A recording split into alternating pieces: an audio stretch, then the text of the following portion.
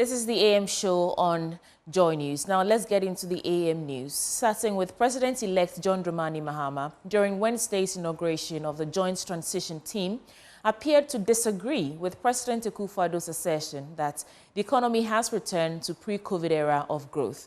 President Akufo-Addo had expressed optimism about the economy bouncing back during the event at the Accra International Conference Center.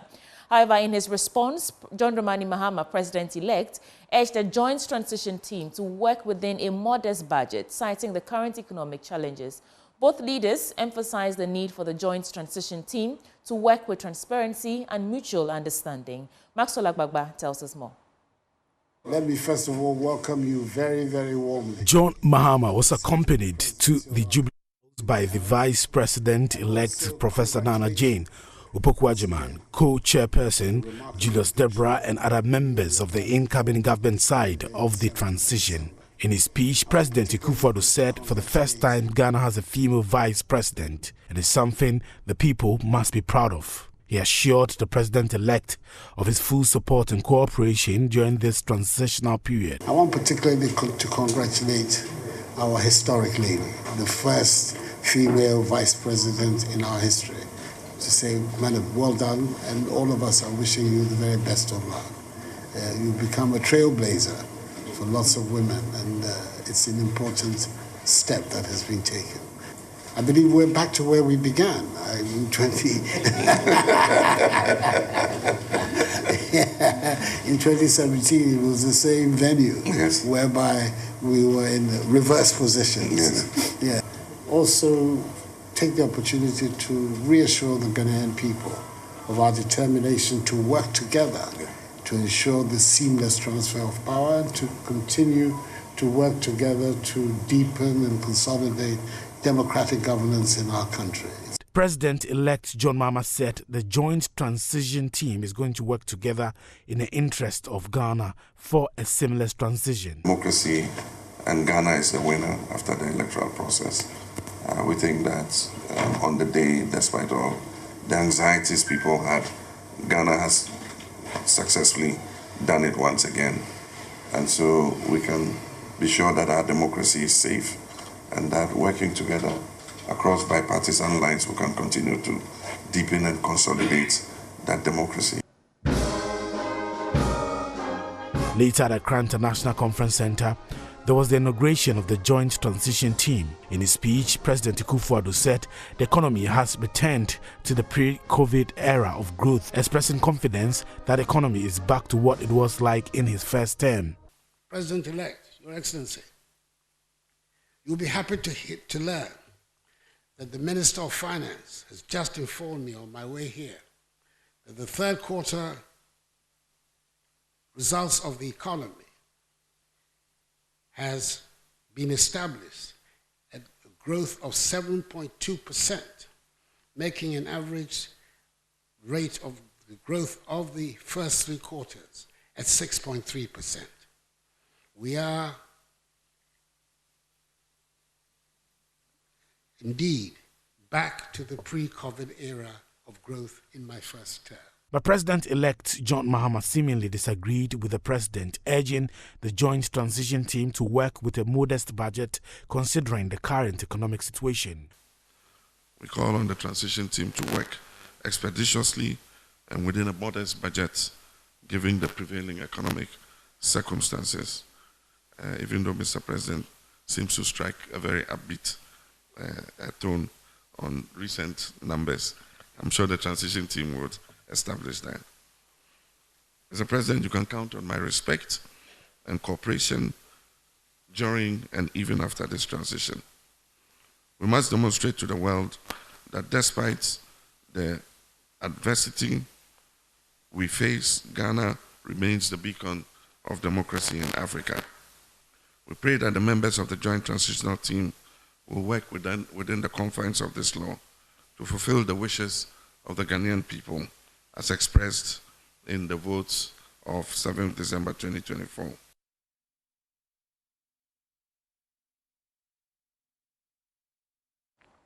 Meanwhile, parliamentary candidates for Insawa Madwejiri and Majority Chief Whip Frank Anodompre has called on President Nana Addo Dankwa Akufo-Addo to suspend the transition process. His call follows disruption of some collation centers affecting declaration of parliamentary and presidential results in Suhum, Akwetia, Fantiakwa North and in Sawam Adwejiri constituencies in the eastern region.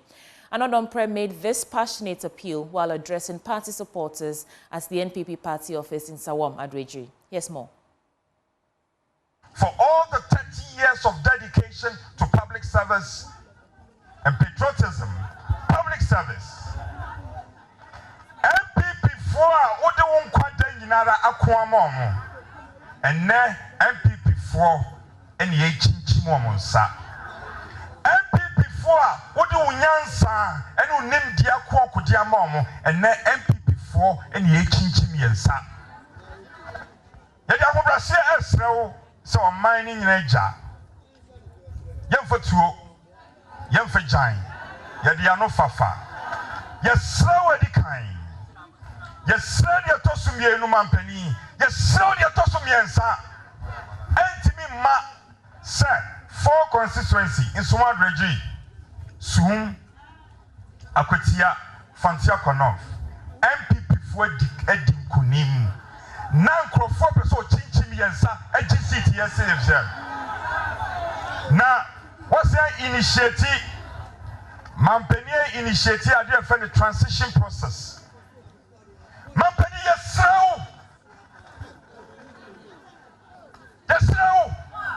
transition process, no, and concoho. Yem for transition process, no, and concoho, and consistent, easy, but declare. South for city as a transition process, no, at also.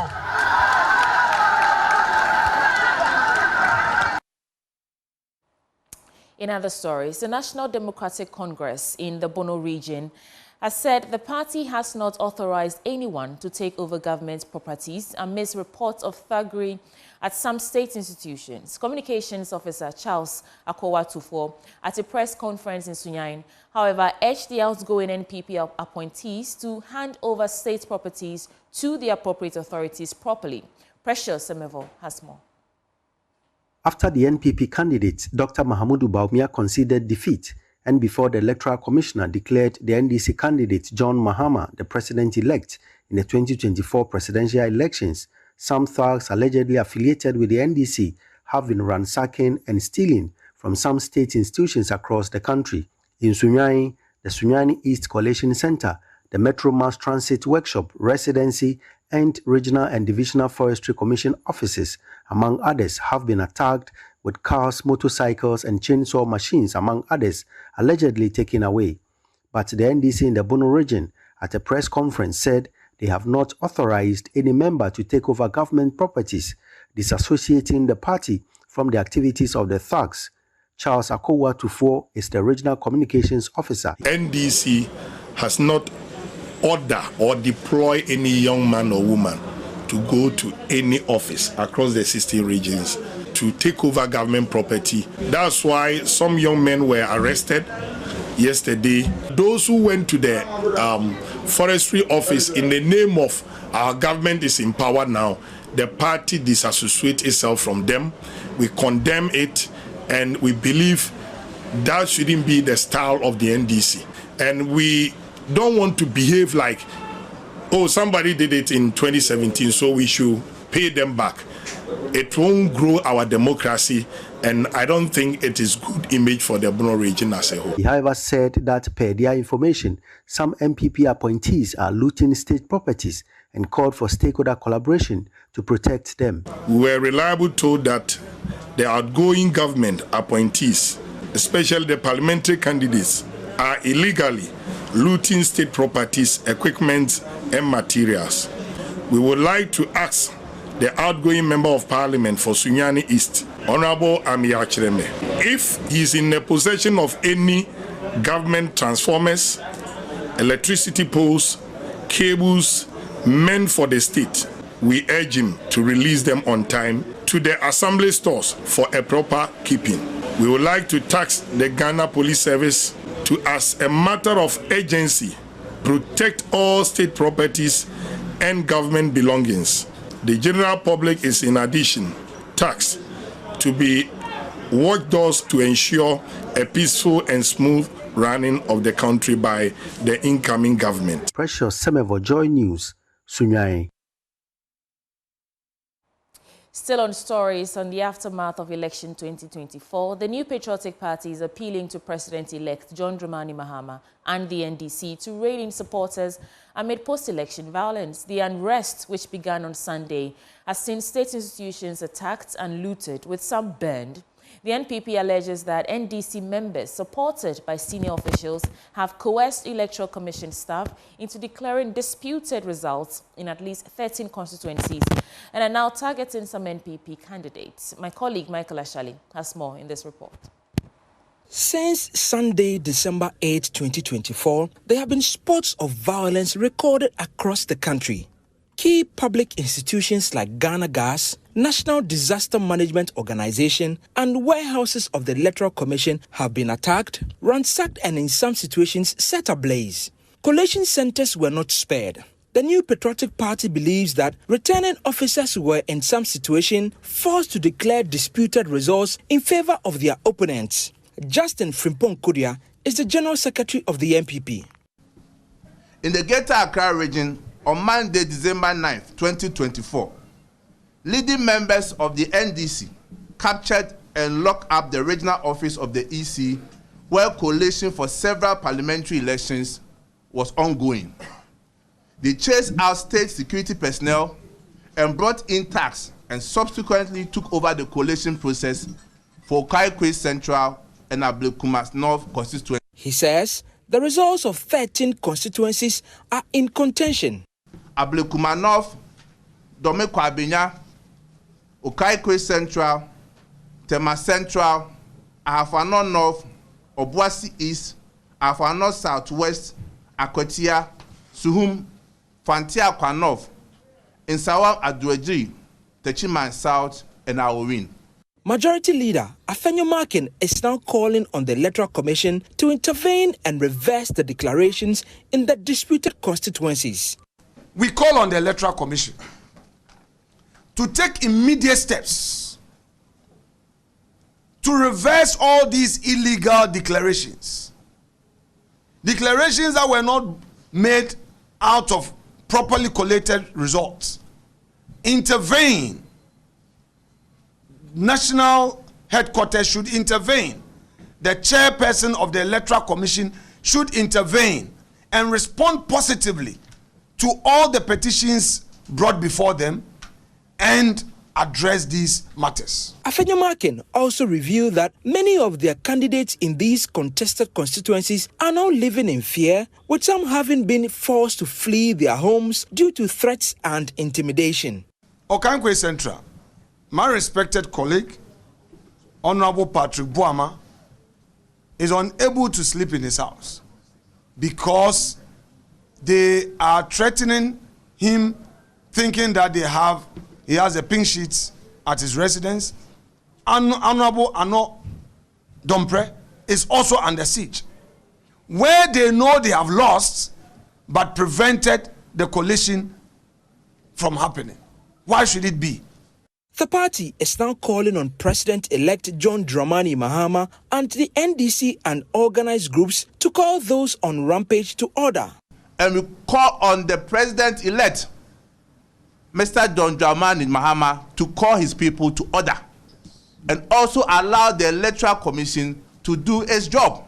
The violence, President-elect John Dramani Mahama, call your boys to order. President Akufo-Addo has already commenced processes to hand over power smoothly to the incoming government, which will be led by John Mahama. It is the fear of the NPP that the post-election violence will mar the process. For Joy News, Michael Ashale. In Kadjebi have touched immigration vehicles that collided and killed 2 teenage apprentices on the spot on their way back from work at Okanta, a suburb of Kadjebi in the OT region. The vehicle was alleged to be overtaken when it collided with the 2 persons. Peter Seno has more in this report. This no girl will die.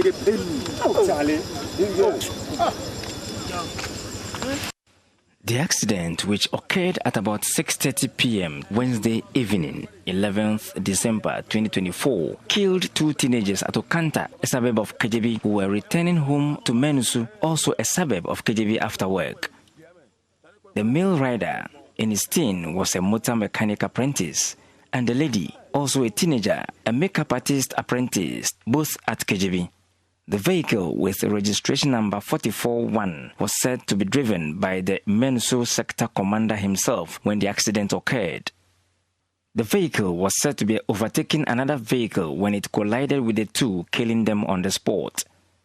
Angry youth who thronged the scene were said to be infuriated by comments from officers deployed to protect the vehicle and touched it into flames. Agbe Makafui was one of the first persons to have arrived at the scene of the accident. He narrates what is I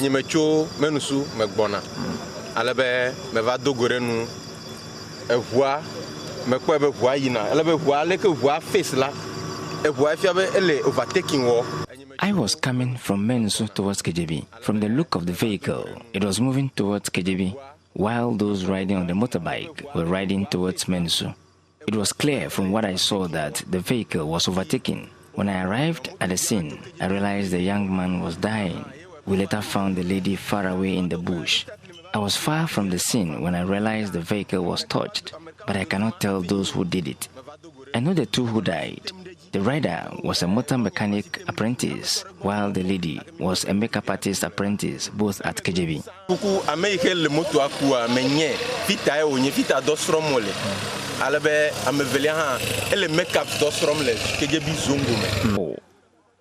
There was the presence of the fire service, but looked on helplessly since their tender was out of commission some months ago. They have declined comments on their presence and inability to do anything to save the situation. If there is any major disaster that will require their services in and around the district, we would have situation on our hands.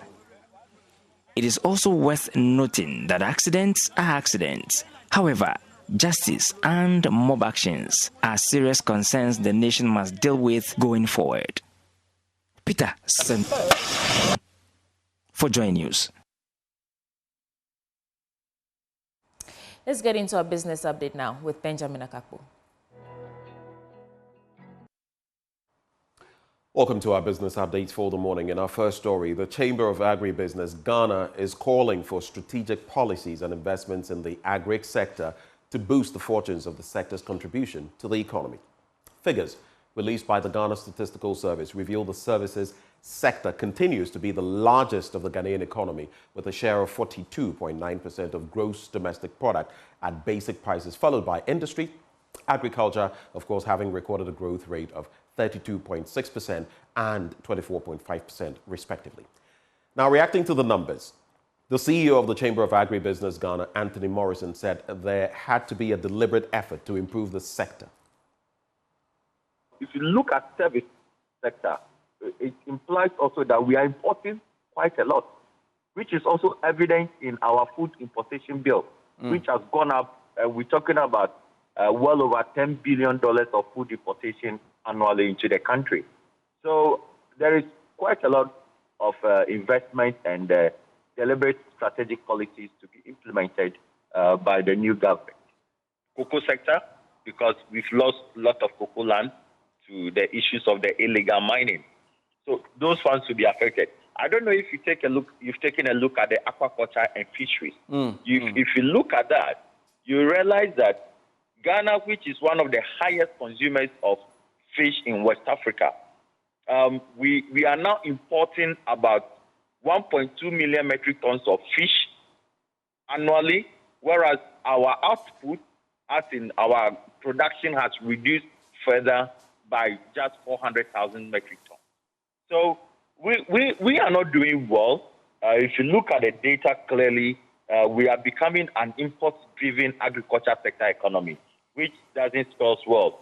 We need to be increasing our budgetary allocation towards the agriculture sector. Population growth is projected upward annually. So that means that we have to put in a lot.